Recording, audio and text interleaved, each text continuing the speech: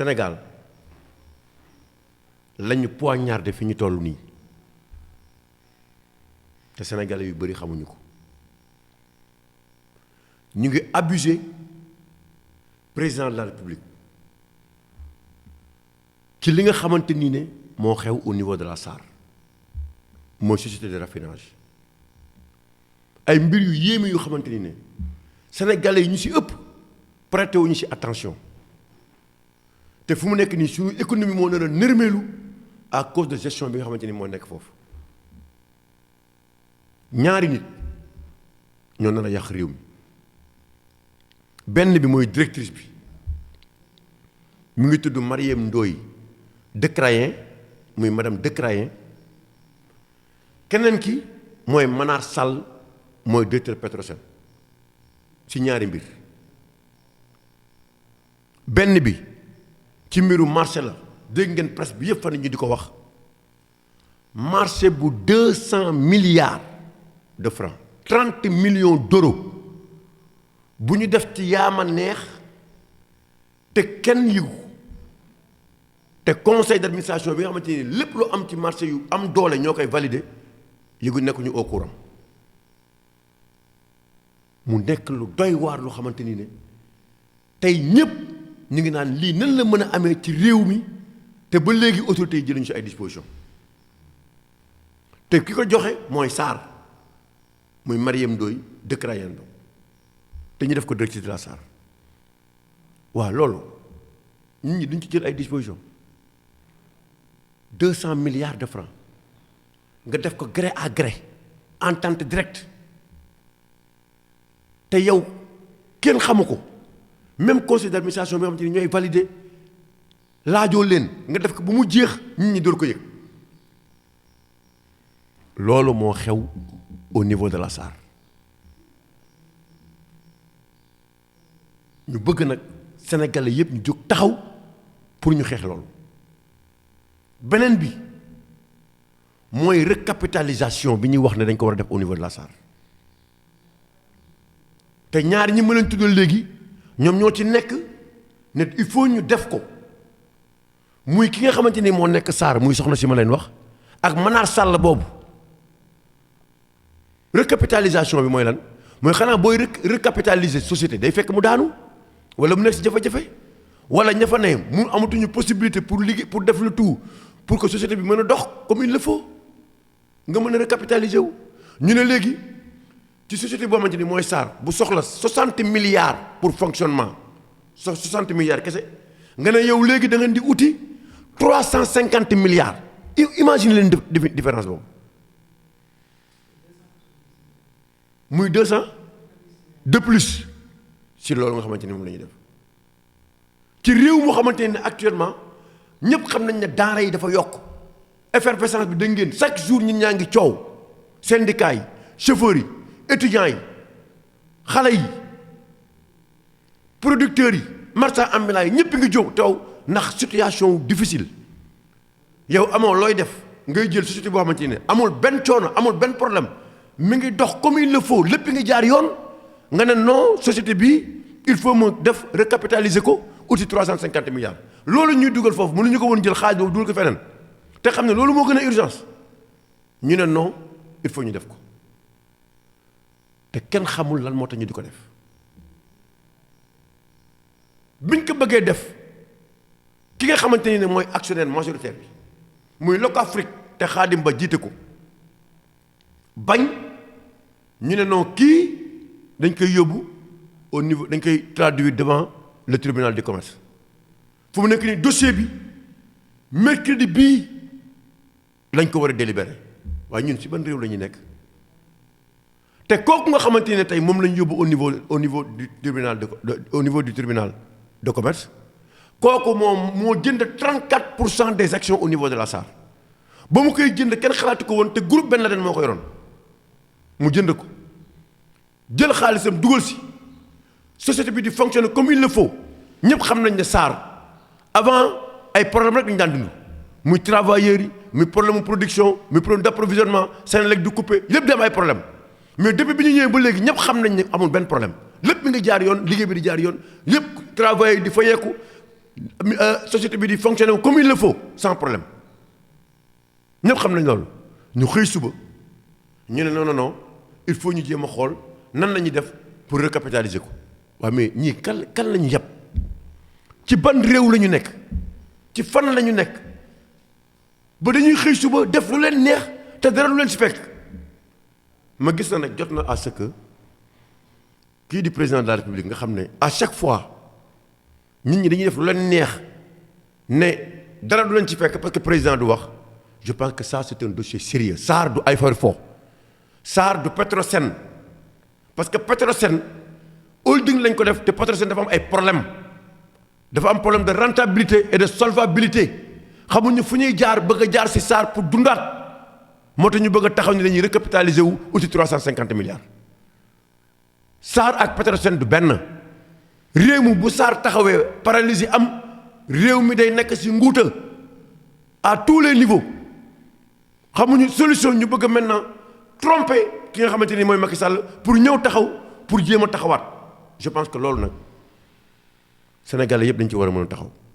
parce que mbir yaa ngi commencé ëpp te nag ñu ngi bàyyi réew mi ci situation boo xamante ni suba kenn du nekk ci jàmm amul ci kenn koo xamante ni ci ñun di nga nekk ci jàmm parce que ñu ngi fowee réew mi on peut pas accepter que ay sénégalais ñëw taxaw jël seen xaalis investir au nom du patriotisme économique au nom de notre patriotisme ñëw taxaw kenn xalaatu ko woon des sénégalais debout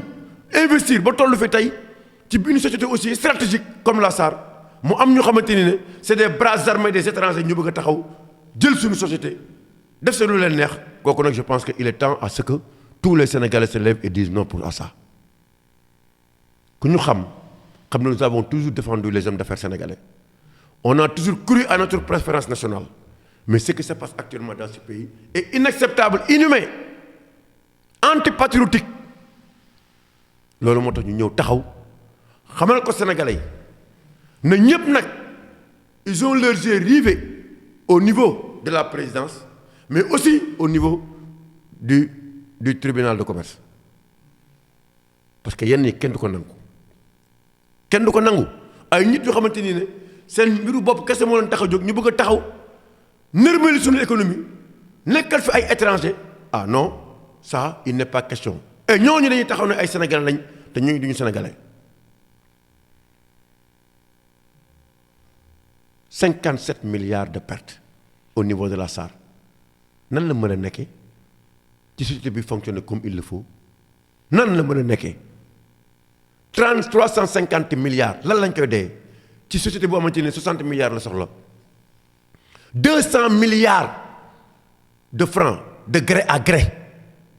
de yaama neex te conseil d'administration yëguñu ko ñuy toog fii ci réew mu mel ne Sénégal ñuy taxaw naan loolu am na fi ñëpp di seetaan loolu OFNAC ci boppam bu autosaisirwul dinañ saisir OFNAC ARMP bi nga xamante ni ne marché bi marché yaama neex la te ñu xam ne l'État est actionnaire au niveau de cette société doit s'autosaisir pour ñu xam exactement li nga xamante ni moo am lan la ak nu mu demee loolu mooy li nga xamante ni ne mooy yoon ñu bëgg nag Sénégalais yëpp taxaw parce que am na suñu mamelle nourricière yoo xamante ne bu ñu xësee ba ñàkk ko dootu nekk suñu loxo jaratu sax ñu rey suñu bopp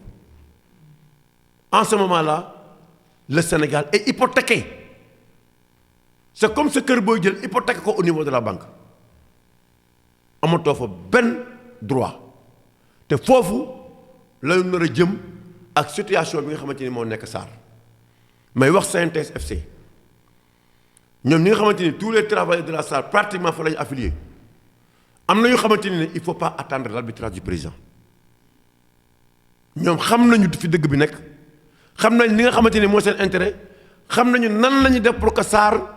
dox comme ni mu war a doxee te du am benn problème xam nañ ko nañ jël seen disposition jël xeex bi def ko seen xeexu bopp ànd ko ak sénégalais yi ñëw taxaw pour dire non à cette forfaiture parce que personne ne l'acceptera lii nag dama bëgg sénégalais yi xam ko ñépp xam ko mooy ñu nekk fii mooy ñu nekk bitim réew may xamal directrice bii muy Mariam Ndoye Decrayen ak kii di Manar Sall ne li ñu bëgg fii ci suñu réew jël suñu réew tay la ko jox ko étranger yi di jël suñu xaalis di ko pasare di def lu leen neex kooku du jàll fii buñ koy def nañ ko defee ci yeneen dëkk mais fii Sénégal les gens ne l'accepteront pas voilà la situation moo tax ñu wax leen et plus grave mooy même ñi nga xamante ni ne ñooy doon naxaw di accompagner la SAR muy ses principaux bailleurs financiers tey dañ leen contourner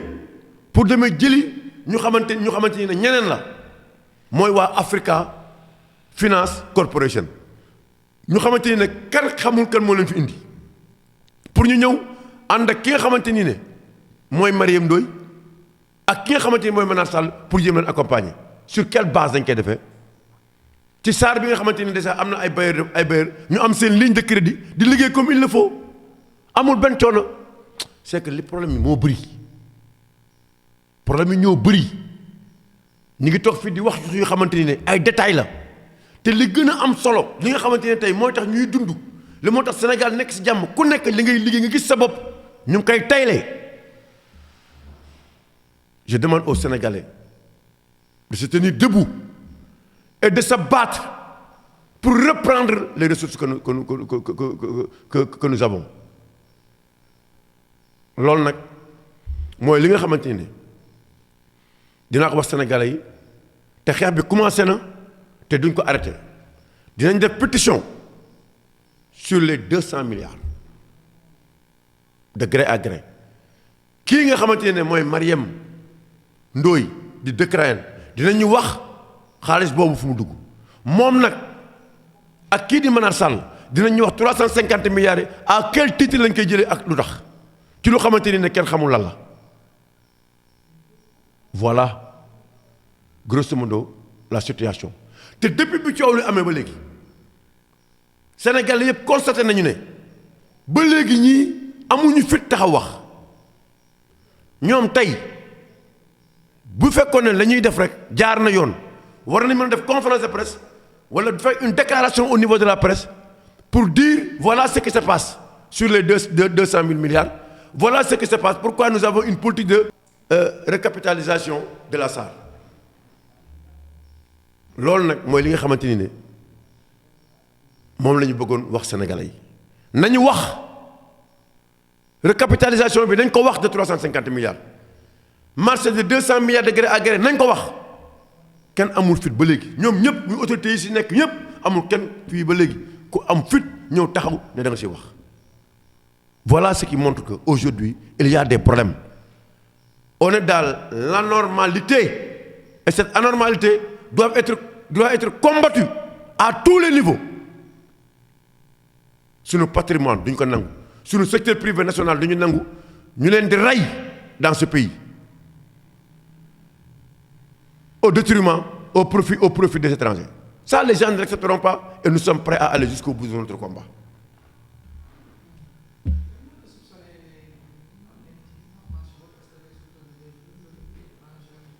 Mais il y a c'est certain dans ce pays dafay am ñu xamante ni ne c'est des Sénégalais mais qui sont des bras armés des étrangers ñëpp xam nañ ni réew mi ñu ngi ciy wax pétrole ñu ngi wax gaz donc ñoom ce qu'ils sont en train de faire ces étrangers là ces géants pétroliers ce qu'ils sont en train de faire c'est de mener une guerre froide avec les hommes d'affaires sénégalais ils passent par des personnes interposées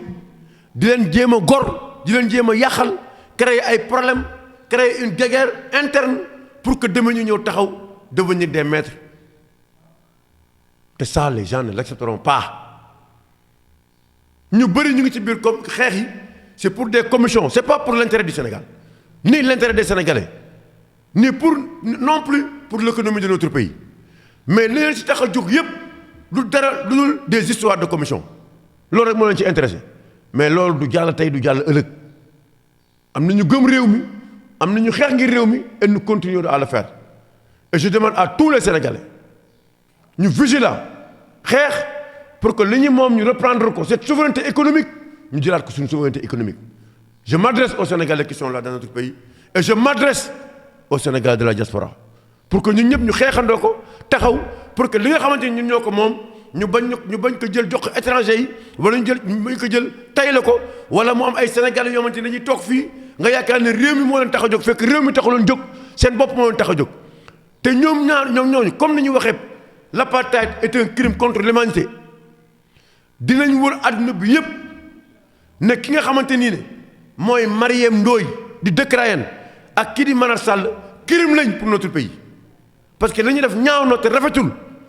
te képp kuy gor gëm réew mi yow xam nga ne lii da nga ko war a xeex. Merci.